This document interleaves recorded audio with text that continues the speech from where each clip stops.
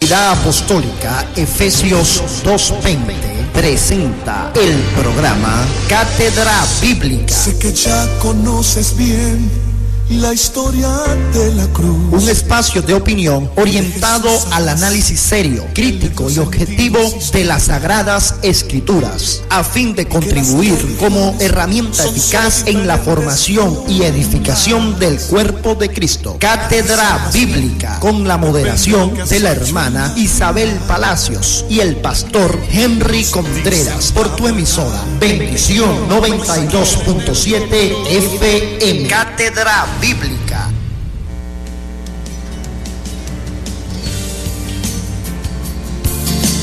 Muy buenos días, tengan todos nuestros queridos y amados radioescuchas y a quienes nos sintonizan cada mañana a través de su emisora Bendición 92.7 FM y su programa Cátedra Bíblica. Saludo a toda esa audiencia maravillosa, linda, hermosa, que, bueno, están allí al pie del cañón cada mañana.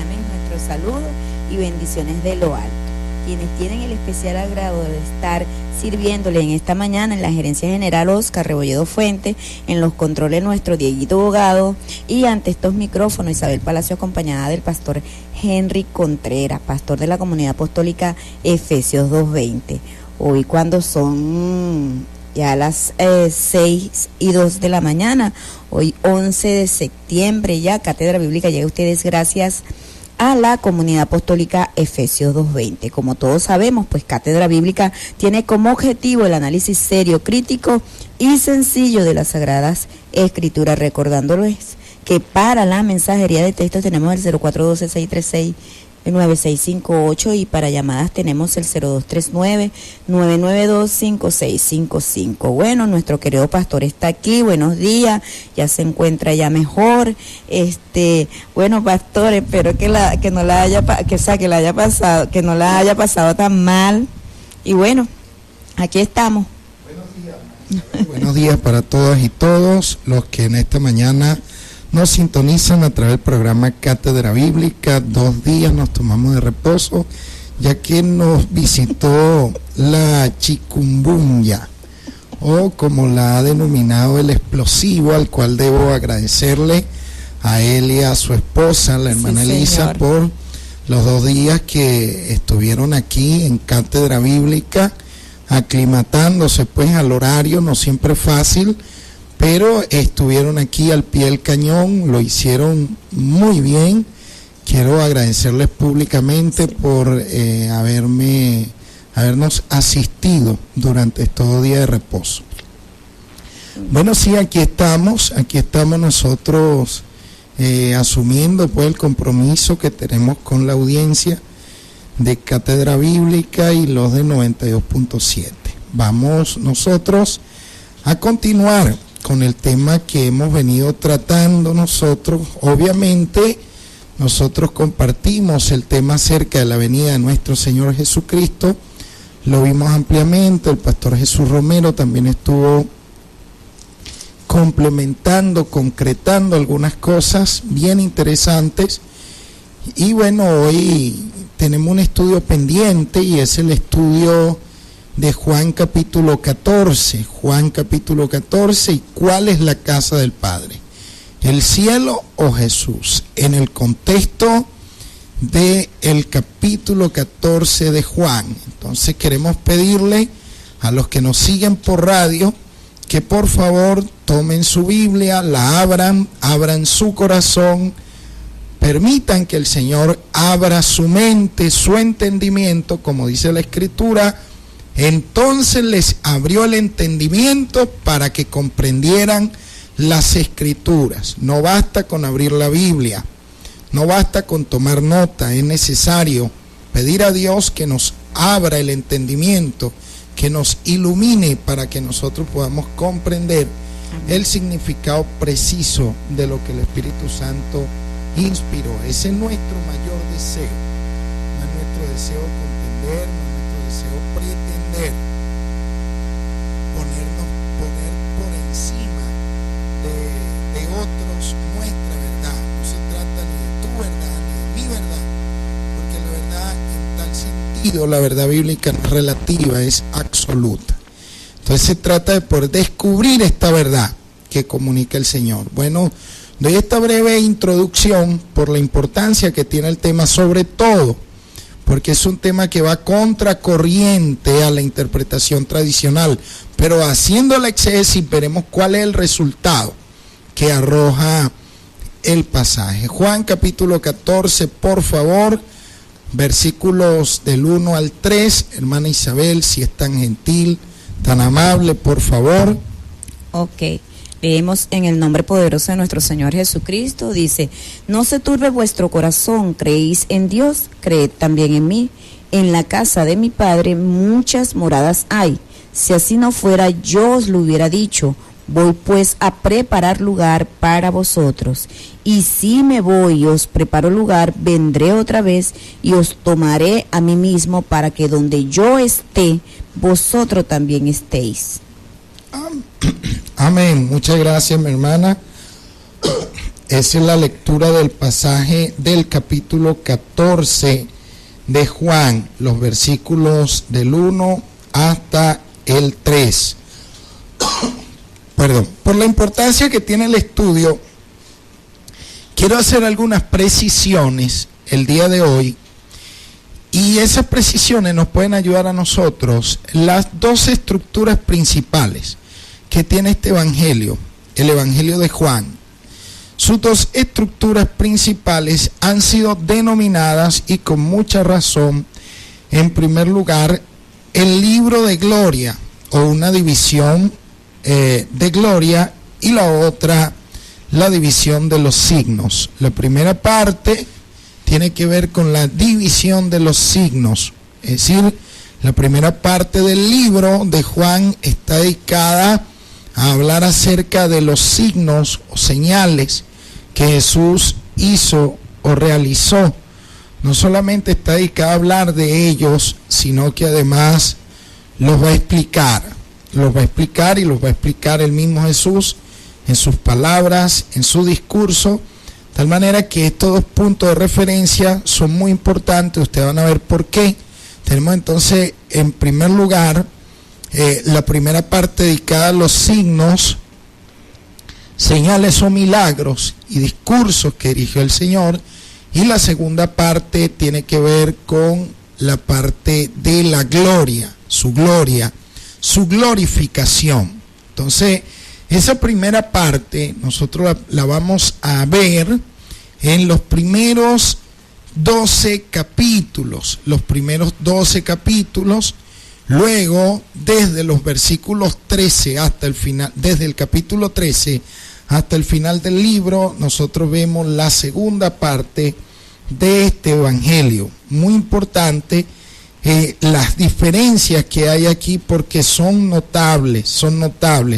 La primera parte, que tiene que ver con el libro de los signos, habla acerca de los milagros, las obras y las palabras de Jesús, que van dirigidas a un amplio auditorio, es decir, a un público numeroso, a un público heterogéneo, a un público amplio. Estas palabras provocaron una crisis en quienes la oyeron, ya que unos creyeron y otros, su gran mayoría, el libro refleja el rechazo. La segunda parte, es decir, el libro de gloria, o del capítulo 13 en adelante, nos presentan el camino de Jesús directo hacia la crucifixión, resurrección y exaltación. Elementos bien importantes que nosotros los vamos a ver y tienen peso para poder comprender el capítulo 14 que nosotros vamos a estudiar. Es decir, se va a dedicar esta parte a hablarnos acerca de la pasión, crucifixión, resurrección del Señor, sus apariciones a los discípulos y, por supuesto, su definitiva glorificación, o estar junto al Padre, o estar con el Padre. Entonces, es bien interesante que nosotros podamos tener esto claro, porque este evangelio se va a mover como en una especie de péndulo, donde se va a ir moviendo de un extremo a otro, y se nos va a hablar de Jesús con el Padre. Por ejemplo, el capítulo 1, versículo 1, se nos va a hablar de Jesús como Dios, en Dios y con Dios, cuando se dice que en el principio era el Verbo, y el Verbo era con Dios, y el Verbo era Dios. Pero en el verso 14 se presenta a Jesús con los hombres, o Dios con los hombres, y aquel Verbo fue hecho carne. Bien, fíjese usted esta especie de péndulo. Jesús como Dios, en Dios y en la presencia de Dios. Y el verso 14, con los hombres, en medio de los hombres. Bueno, exactamente así está estructurado el Evangelio. Recuerde que este es un prólogo. Lo primero que acabo de citar, capítulo 1, verso 1, versículo 14, son prólogos, elementos introductorios, pero exactamente así, a estas categorías va a responder el Evangelio. Bueno, obviando esta primera parte, la parte de los milagros, porque no nos sirve, no nos ayuda para comprender el tema que vamos a trazar hoy, vamos a centrarnos en la segunda parte, y es la parte de la glorificación, que tiene que ver en primer lugar con la pasión, la crucifixión, la resurrección de Cristo y sus continuas apariciones a los discípulos. A nosotros nos corresponde entonces tratar este asunto, pero quiero que lo veamos nosotros con mucho cuidado, de tal manera que si necesitamos ver el día de mañana el tema, también lo podemos hacer. Pero es muy importante que a nosotros nos puedan ir quedando claras algunas cosas. Fíjense algo, amados y amadas que nos siguen por radio, que para nosotros poder comprender el capítulo 14, entonces tenemos que contar con el capítulo 13, porque a partir del capítulo 13 empieza una idea nueva el evangelista, y su idea tiene que ver con la glorificación de Jesús. Y esta glorificación empieza por la crucifixión, empieza por la pasión. Vamos a ver el capítulo 13, versículo 31, capítulo 13, versículo 31, para que podamos ir comprendiendo algunas cosas. Entonces cuando salió, dijo Jesús: ahora es glorificado el Hijo del Hombre, y Dios es glorificado en él. Amén. Observe lo que está diciendo allí el Señor. Ahora es glorificado el Hijo del Hombre. Vamos a ver el capítulo 13, el capítulo 13, versículo 1 también. Era el primer texto, disculpen. Ok, dice: antes de la fiesta de la Pascua, sabiendo Jesús que su hora había llegado para que pasara de este mundo al Padre, como había amado a los suyos que estaban en el mundo, los amó hasta el fin. Observe el quiebre de pensamiento, observe el cambio de auditorio. Si usted observa, si usted analiza conmigo, aquí hay un quiebre, se va a pasar de un discurso público a un discurso privado, se va a pasar de un auditorio diverso, heterogéneo, a un auditorio monogéneo. Es decir, se va a pasar a un discurso íntimo ahora en el capítulo 13, donde los destinatarios del mensaje son los discípulos, y este es un sermón de carácter privado. El autor nos va a decir que antes de la fiesta de la Pascua, y ustedes saben que Jesús muere en Pascua, entonces antes de la fiesta de la Pascua, sabiendo Jesús que había llegado su hora, en otras partes del Evangelio había dicho: mi hora todavía no ha llegado, pero ahora sabe que ha llegado su hora. ¿Cuál hora? Para que pasara de este mundo al Padre. Habiendo amado a los suyos que estaban en el mundo, los amó hasta el extremo. Entonces, fíjese allí el capítulo 13, verso 1, capítulo 13, verso 31, cuando hubo salido, dijo Jesús, ahora es glorificado el Hijo del Hombre y Dios es glorificado en él. De tal manera que aquí esta glorificación apunta en primer lugar a su muerte. Veamos nosotros el capítulo 13, versículo 33, por favor. Dice acá, hijitos, aún estaré con vosotros un poco, me buscaréis, pero como dije a los judíos, así os digo ahora a vosotros, a donde yo voy, vosotros no podéis ir. Fíjense que Jesús le dijo esto a los judíos, se lo está diciendo también a los discípulos, a no creyentes y a creyentes. Le dijo, a donde yo voy, ustedes no pueden ir. Entonces, fíjense que está hablando de una partida. Dice, hijitos, aún estoy con vosotros un poco. Me buscaréis, pero como dije a los judíos, también a vosotros os lo digo. Ahora, a donde yo voy, vosotros no podéis ir. Vamos a ver el capítulo 16, versículo 16. 16. Ok, dice, todavía un poco y no me veréis, y de nuevo un poco y me veréis, porque yo voy al Padre. Este versículo es clave. Y aquí escuche, porque es clave. Aquí dice el texto, un poco y ya no me veis, en el momento en que él estaba hablando con ellos. Y de nuevo un poco y me veréis. Ahora nosotros vamos a explicar eso. En su momento vamos a explicar eso. Pero por ahora estamos trazando esto. Oído, quiero decirles algo. Este capítulo 13, este discurso, no termina sino hasta el capítulo 17. O sea que para nosotros poder comprender Juan capítulo 14, usted tiene que saber que el discurso empieza en el capítulo 13 y va a concluir en el capítulo 17. No vaya a pensar usted que Juan capítulo 14 es una cosa y el 13 es otra, y el 15 otra, y el 16 otra, y el 17 otra. No, pueden ser diversos temas, pero son pronunciados y recogidos en un mismo discurso, por lo tanto hay que contar con ello. Y muchos de los que pretenden entender Juan capítulo 14 y pretender decir que aquí Jesús está hablando de una iglesia que se va para el cielo, lo hacen completamente desconectados de la realidad. Entonces debemos nosotros prestar atención a esto en primer lugar. Mire, todavía un poco y me veréis, y de nuevo un poco y me volveréis a ver. Tiene que contar con el capítulo 13 que va a culminar en el capítulo 17 el discurso.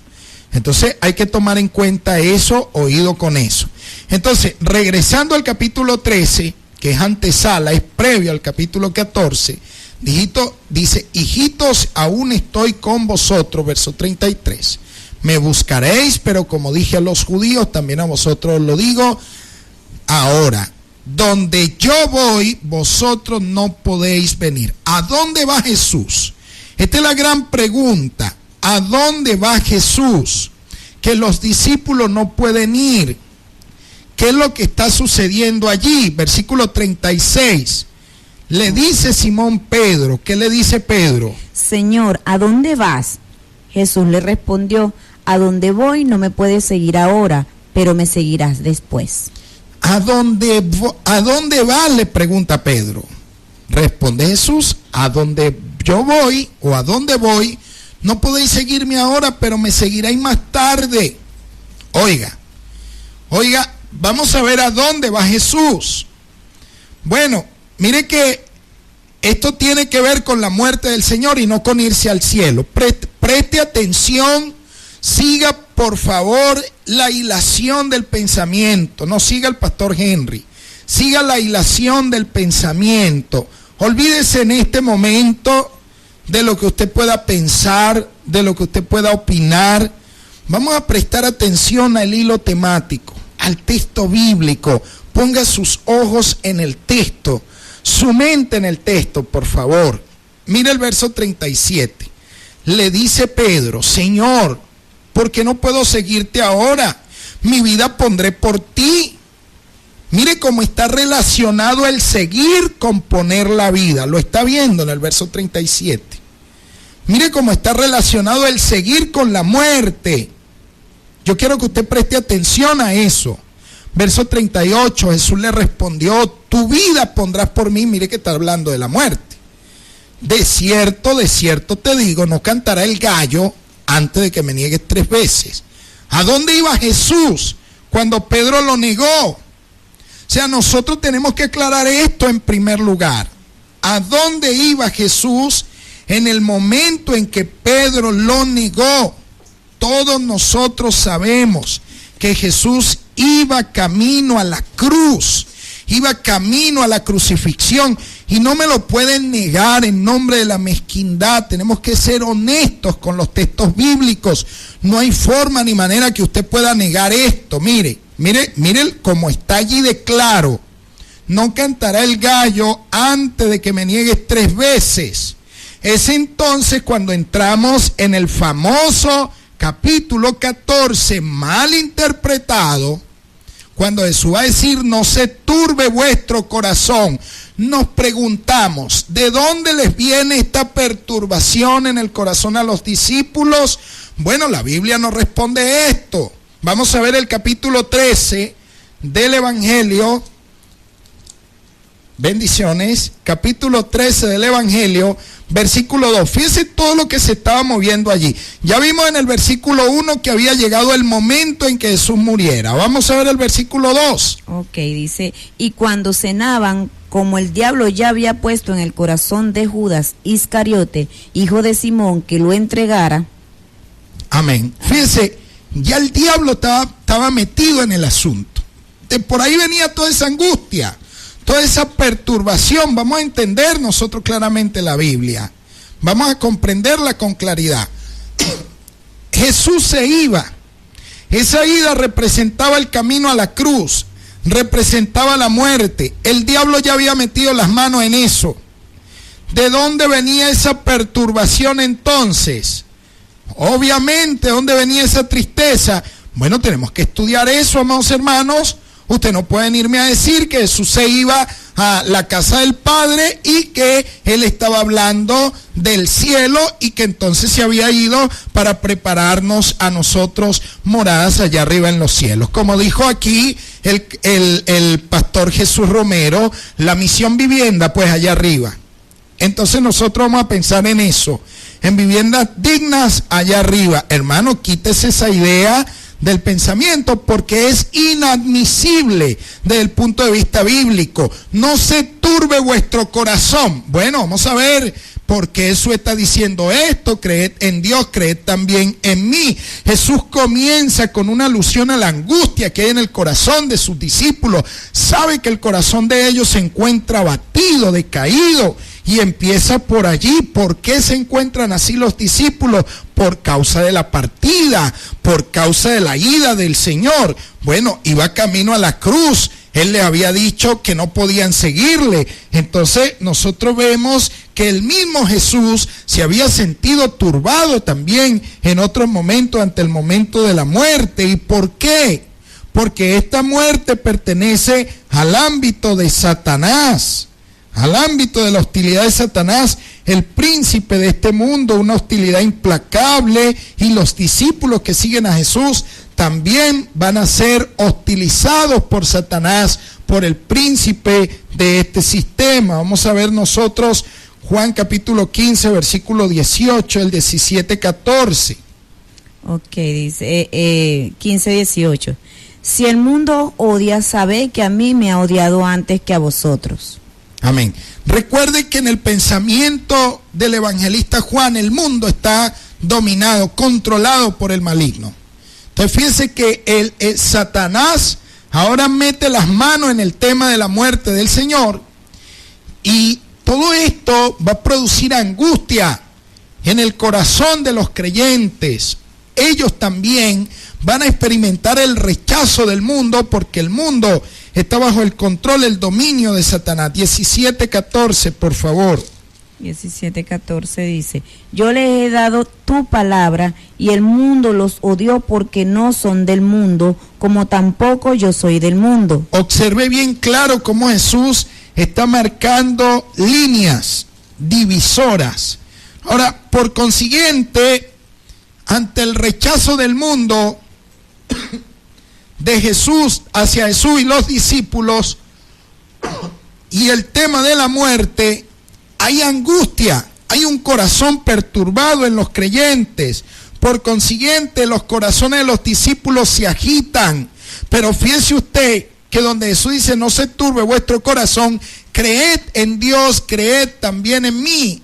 Jesús le va a decir que el antídoto para corazones abatidos, decaídos, deprimidos, el antídoto es la fe en Él. Cuando depositan su fe en Él, cuando afirman su corazón en Él, ese será el mejor antídoto.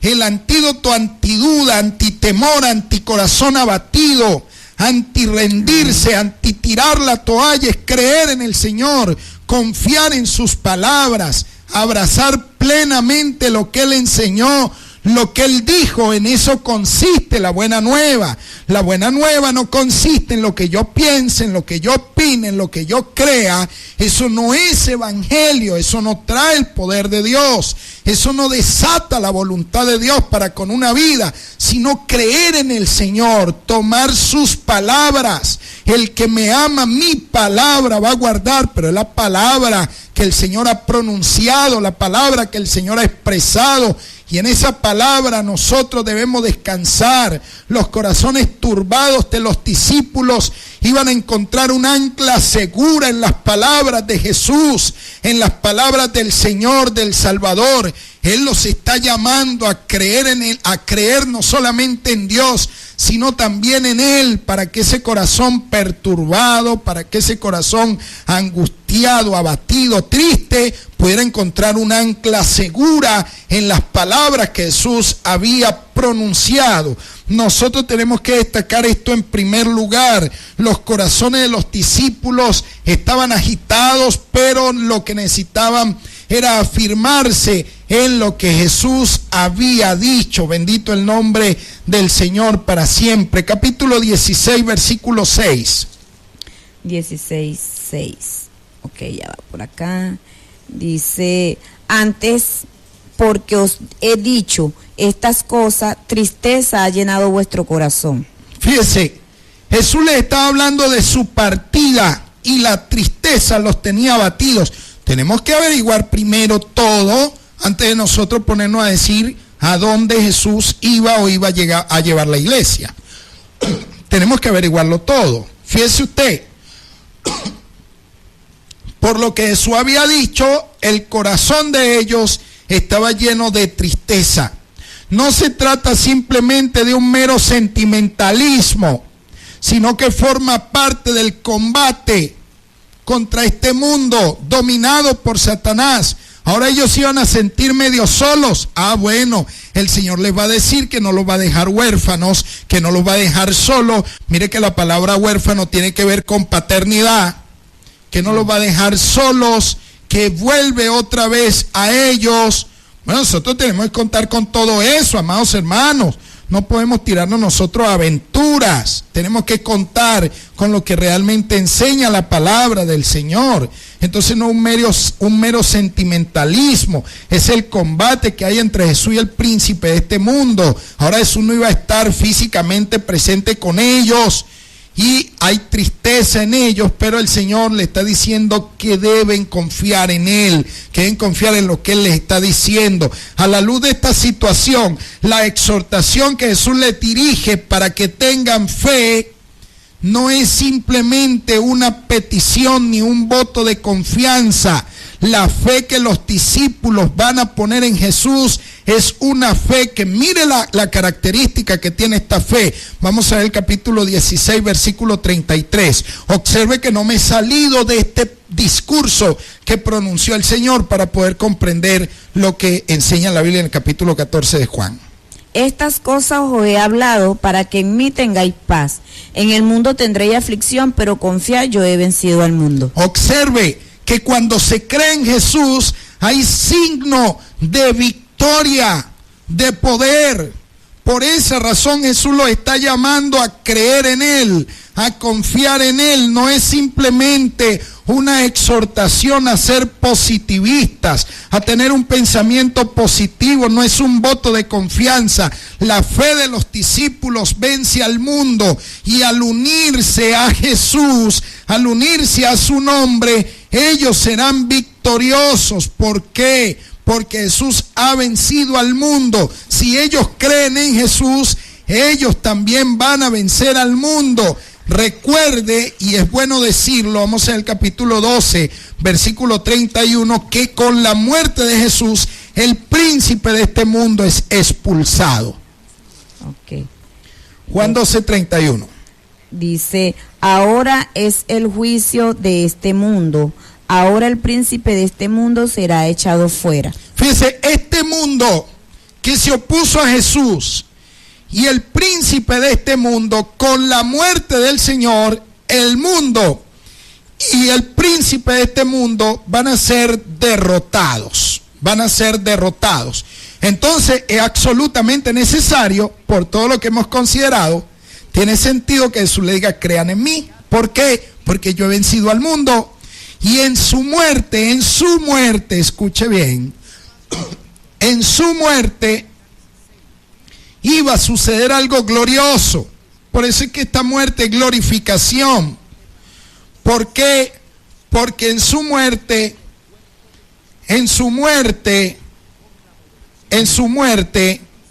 momento acá que tenemos una falla aquí. Ok. Ajá. Bien, continuamos. Entonces, era necesario tomar en cuenta esto que estamos destacando, porque se trata esta muerte de una victoria propia de Jesús y de quienes tuvieran fe en Él, Denos un segundo que tenemos aquí una falla breve.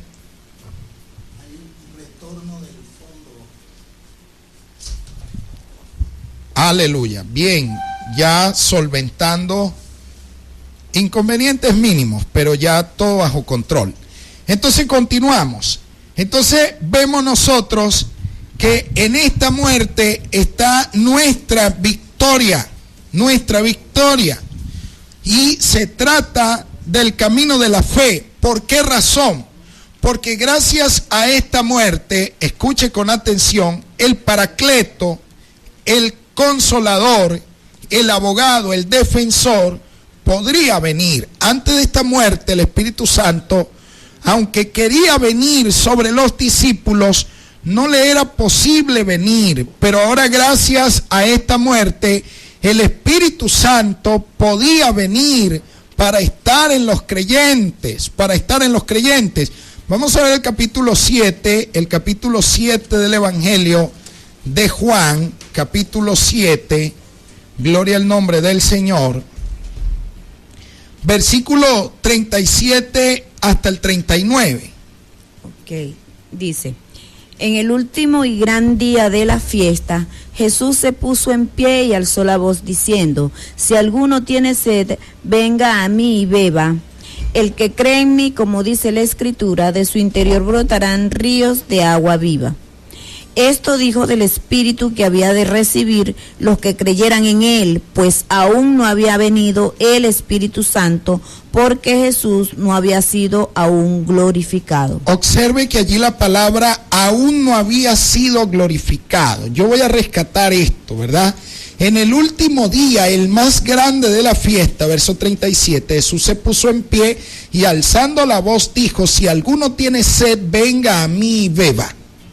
Ahora, el verso 38 dice, el que cree en mí, lo que dice allá en el capítulo 14, verso 1 que estamos viendo, creed en Dios, creed también en mí. Pero fíjense que hay que creer en el Señor como dice la Escritura. Como dice la Escritura. Bueno, aquí es más enfático el texto en la Biblia textual porque dice, como dijo la Escritura. Dice, de su vientre fluirán ríos de agua viva. Y explica, Esto dijo acerca del Espíritu que iban a recibir los que creyeran en él, porque todavía no había Espíritu, pues Jesús no había sido aún glorificado. Observe que aquí la muerte de Jesús es un acto de glorificación y el Espíritu, por tanto, no se encontraba en los creyentes porque Jesús aún no había ido a la cruz, aún no había muerto. Entonces, si nosotros prestamos atención a lo que hemos venido rescatando en este asunto, la partida de Jesús tenía triste a los discípulos, pero Jesús le dice que deben confiar en él. Ahora, el gran tema para nosotros es ¿a dónde iba Jesús? ¿A dónde iba Jesús? Bueno, los que dicen que Jesús iba para el cielo, ¿cómo vamos a hacer aquí si este discurso lo pronuncia Jesús en la última cena? Y ustedes saben que después de la última cena Jesús fue a la cruz. ¿Cómo hacen ustedes para decirme a mí que él iba al cielo? Si esta era el último sermón de él, tenía que ver con la última cena, y en ese momento, en el contexto inmediato, Jesús no iba todavía para ningún cielo. ¿Cómo hacen ustedes? Yo les voy a regalar este versículo de la Biblia y ustedes me lo explican. Si ustedes me lo explican, yo le digo, oye, gloria a Dios, usted tiene razón, hermano. Vamos al capítulo 20, versículo 17. 20, 17, ya va. Ajá. Dice así. Jesús les dijo, suéltame porque aún no he subido a mi Padre, pero ve a mis hermanos y dile, subo a mi Padre y a vuestro Padre, a mi Dios y a vuestro Dios. ¿Cómo dicen ustedes que Jesús iba al Padre, que Jesús iba al cielo? Si allí ese versículo claramente dice, no me toque o suéltame porque aún no he subido a mi Padre. Entonces, no digamos lo que la Biblia no dice.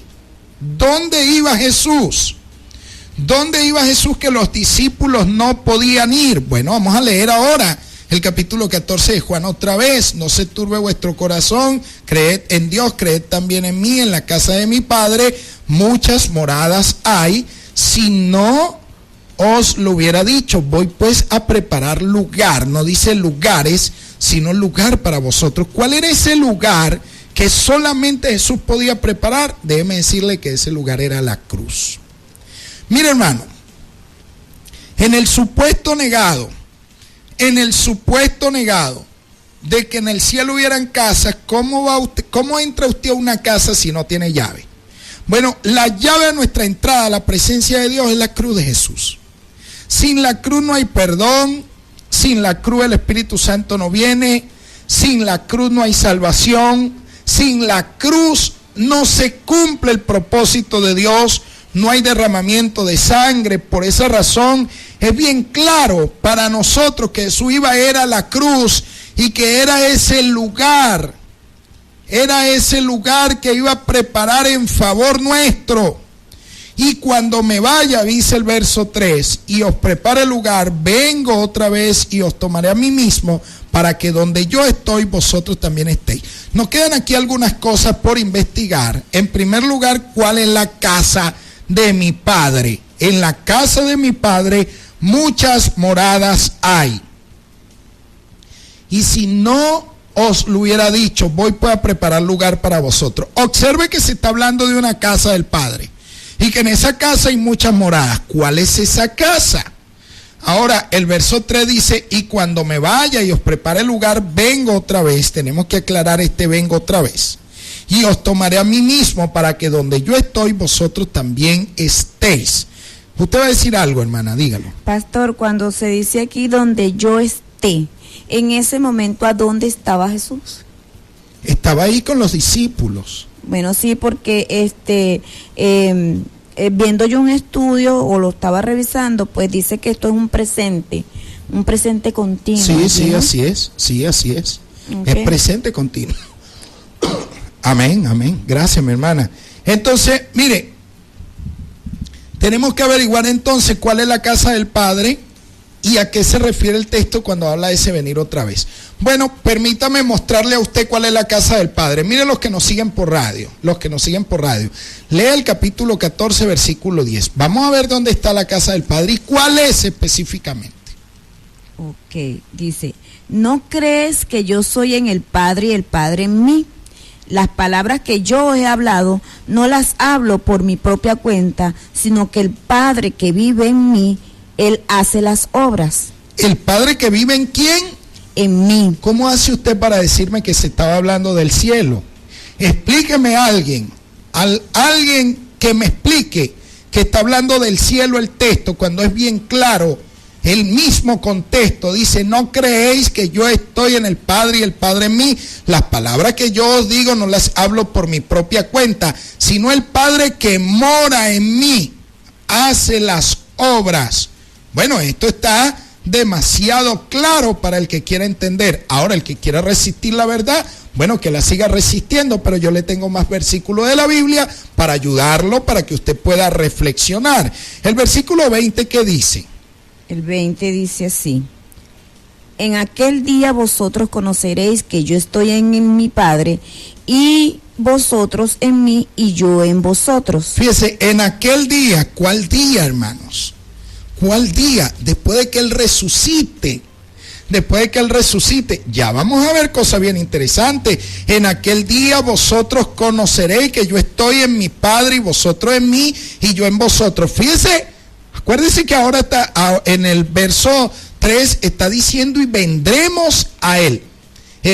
Dice: y cuando me vaya y os prepare el lugar, vengo otra vez y os tomaré a mí mismo, para que donde yo estoy, vosotros también estéis. Mire lo que dice el verso 20: en aquel día vosotros conoceréis que estoy en mi Padre y vosotros en mí, yo en vosotros.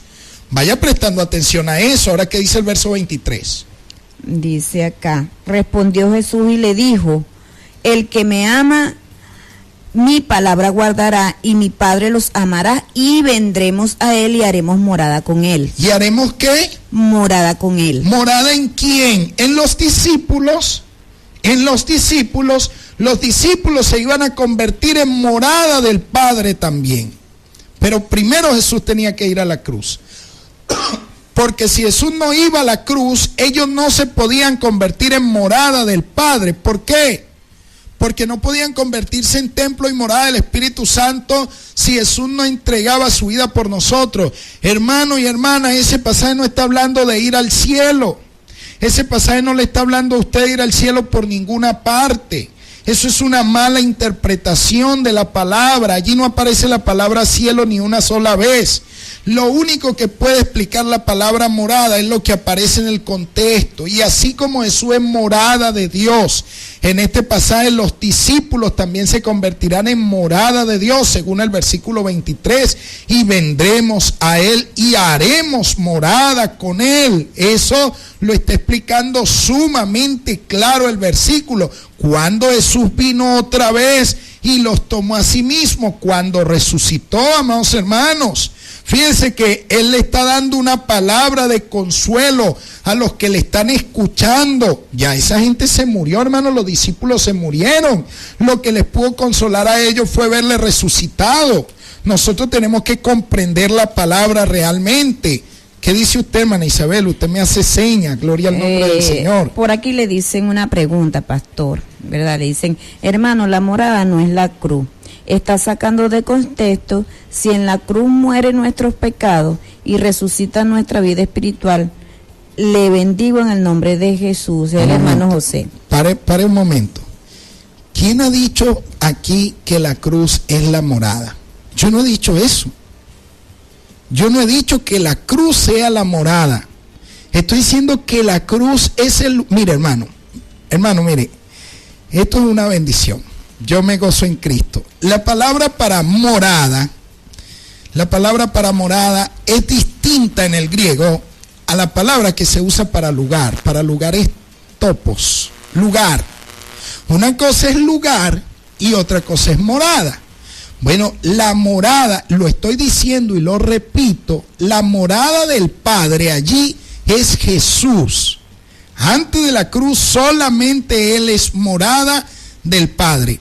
Pero después de la muerte, cuando Jesús vaya a la cruz y Él resucite y el Espíritu Santo esté en los creyentes, ellos serán morada de Dios. Siempre estoy hablando de morada como nosotros y el Señor Jesucristo. Jesús antes de la cruz es la única morada de Dios. después de la cruz, su resurrección y la venida del Espíritu Santo, ahora los discípulos son morada del Padre. Yo no estoy diciendo que la cruz sea morada. Sí, porque él le decía que ese Jesús mora en nosotros por medio del Espíritu Santo. Como afirma tener toda la verdad, tiene muchas cosas buenas y palabras, pero en esa no estoy de acuerdo. ¿Sí? Bueno, pero es que yo no he dicho aquí que la cruz sea una morada, hermano. Eso sería un disparate. Lo que he dicho es que el lugar al que fue Jesús, a ese lugar fue la cruz. Y Jesús fue a ese lugar por nosotros, pero ese lugar no es nuestra morada, es el lugar donde somos perdonados, donde somos redimidos, donde el Señor toma nuestros pecados. Ese era nuestro lugar, pero Jesús lo tomó por nosotros. Eso está demasiado claro en la Biblia.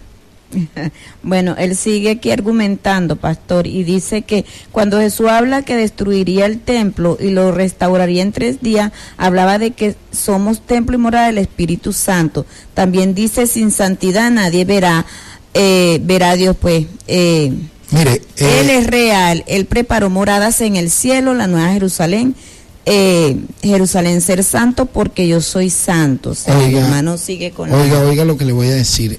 Cuando Jesús habló de destruir este templo y en 3 días lo levantaré, estaba hablando de su cuerpo y era un preludio de su muerte. No estaba hablando en ese caso específicamente de los creyentes, ¿ok? Porque los creyentes no resucitan al 3er día. Fue Jesús quien resucitó al 3er día.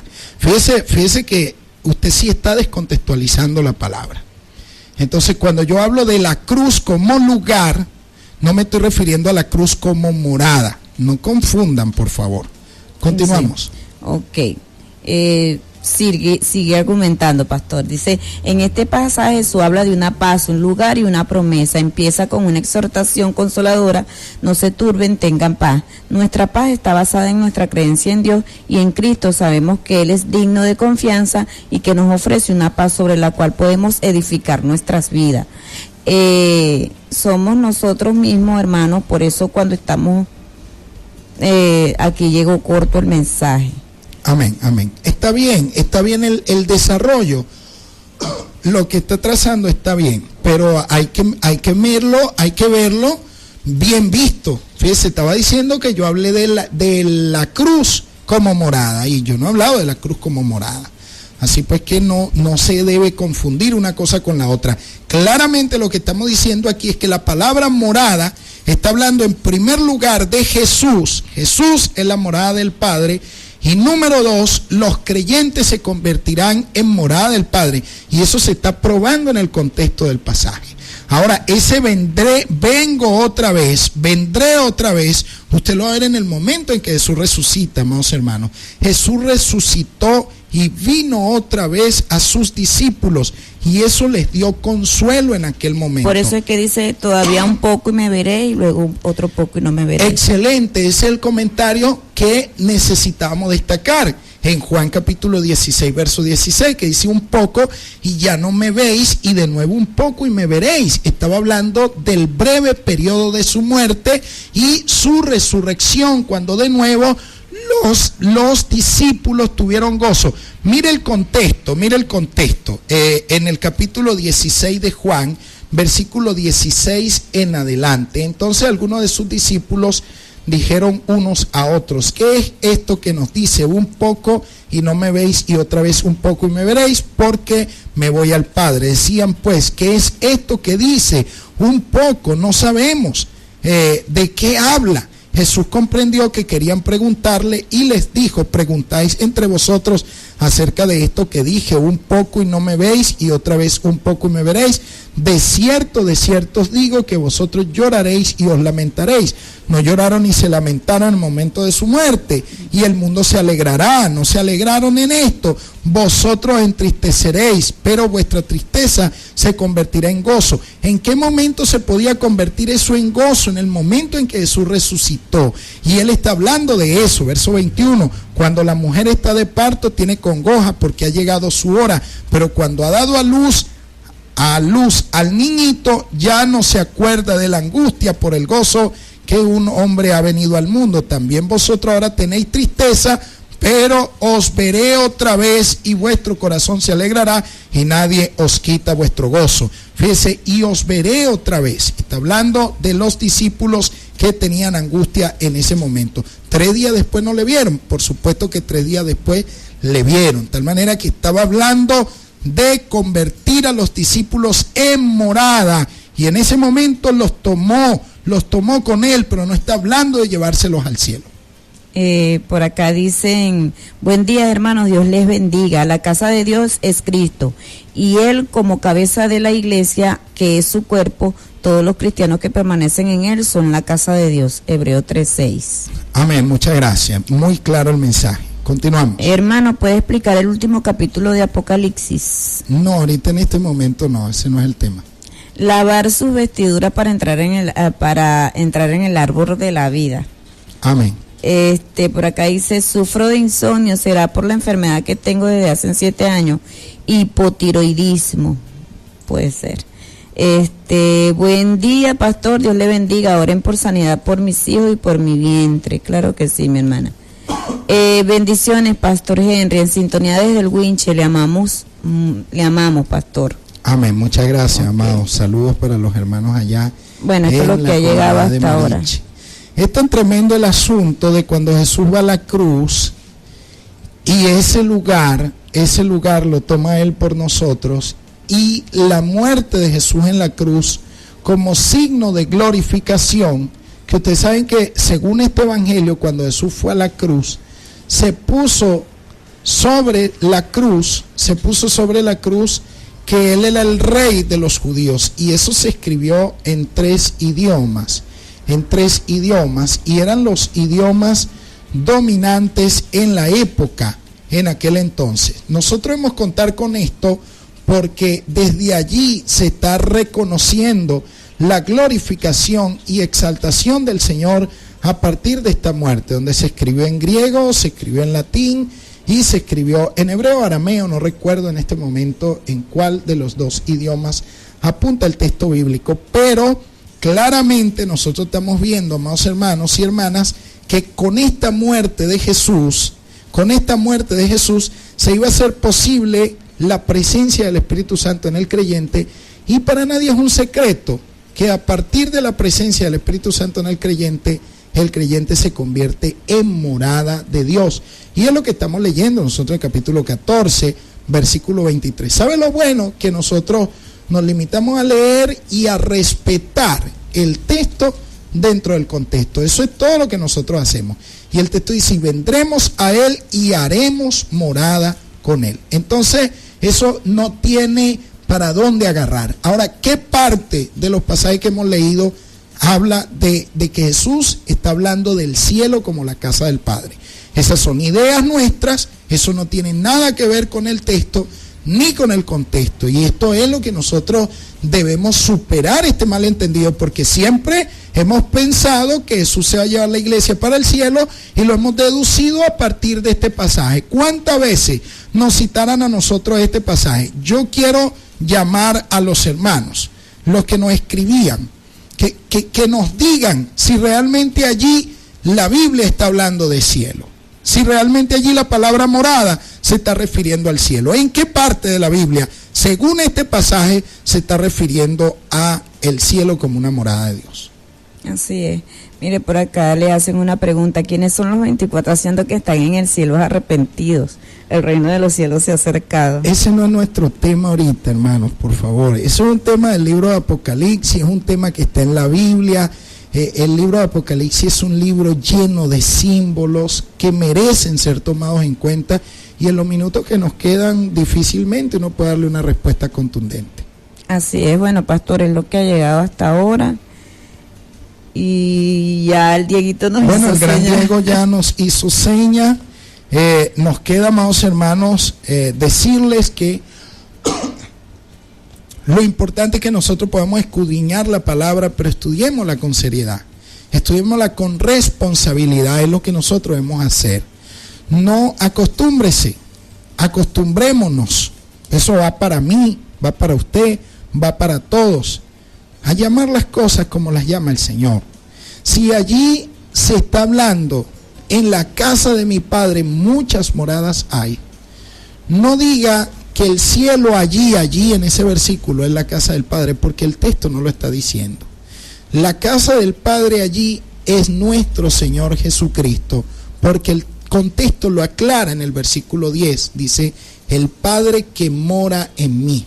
Bueno, la morada del Padre era Jesús, y los discípulos pasaron a convertirse en morada del Padre, según el versículo 23, después de que Jesús resucitó, y lo próximo a la resurrección fue soplar en ellos y darles el Espíritu Santo. Bueno, leemos este último mensaje por el día de hoy. Dice, moradas literalmente quiere decir lugar donde vivir. Una mejor traducción es habitaciones, comunicando la idea de que en el cielo hay amplio espacio para todos los que se acercan a Jesús. Mire, como Salvador, la palabra ciudadanía no viene de ciudad, y Juan vio la santa ciudad, ¿no será allí que están las moradas? No, mire hermano, oiga, ese es su afán de justificar una ida de la iglesia para el cielo. La palabra ciudadanía viene de ciudadano. Mire, oiga, mire, ahí está la historia de las palabras, etimología de las palabras. Vaya a un diccionario que le haga un seguimiento etimológico a las palabras y estudia la palabra ciudad, y usted va a ver que le va a conectar con ciudadanía, ciudadano, de donde era la palabra ciudadano, ciudadanía, y se aplicaba a la agrupación de los ciudadanos griegos. Eso fue lo primario, porque anterior a haber ciudades, habían personas, luego las personas hicieron las ciudades. Bueno, se supone que las personas se agruparon y de acuerdo a sus necesidades, sus intereses comunes, empezaron a hacer lugares donde pudieran habitar. Y a partir de allí, entonces se habla de una ciudad, pero en el contexto de la ciudadanía. Entonces no confundamos una cosa con la otra. Nos debe quedar bien claro. Ahora, si usted, mire, como con pinzas, intentar relacionar la palabra morar con una vivienda. No, el texto no te dice eso. El texto dice que el lugar, la morada donde estaba el Padre era Jesús. Y también dice el texto que la morada donde vendrá será los creyentes. Tan sencillo como eso. Dios no habita en templos hechos por manos humanas. Dios no habita tanto desde ese punto de vista. Bueno, también dice que los cielos de los cielos de los cielos no le pueden contener. Sin embargo, mire, yo le voy a dar a usted este regalito porque ya el tiempo se nos agotó. Pero le voy a dar un regalito aquí en Colosenses. Colosenses capítulo, a ver si el capítulo 2, versículo 8 de Colosenses. Me da tiempo de darle este regalo. Mire, dice, verso 9, Colosenses 2:9, porque en él vive corporalmente toda la plenitud de la naturaleza divina. Fíjese que los cielos de los cielos de los cielos no podían contener a Dios, pero en Jesús cabía todo Dios. ¿Cómo le parece a usted eso? Entonces, ¿cuál era la morada de Dios? Hermano, no era el cielo allí en Juan capítulo 14. Era Jesús. Dios me los continúe bendiciendo. Amén. Bueno, estuvimos laborando para ustedes en la gerencia Boca Rebolledo Fuentes, en los controles Dieguito Bogado, ante estos micrófonos sus servidores Isabel Palacio y Henry Contreras, pastor de la comunidad apostólica Efesios 2:20, todos bajo la dirección general de nuestra querida Mercedes Fuentes. Se les quiere, chavo, chavo.